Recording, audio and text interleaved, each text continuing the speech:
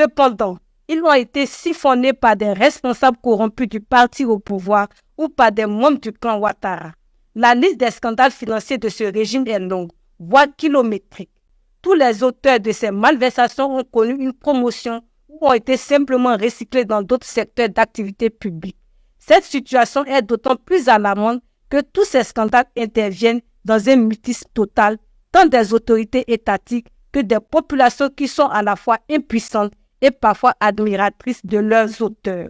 Face aux conséquences socio-économiques désastreuses de cette situation, GP se sent interpellé et interpelle à un double niveau.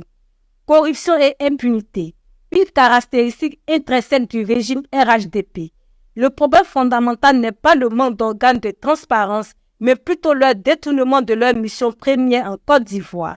En effet, ces structures existent sur le papier, mais elles ont été systématiquement détournées de leur mission première par le régime RHDP.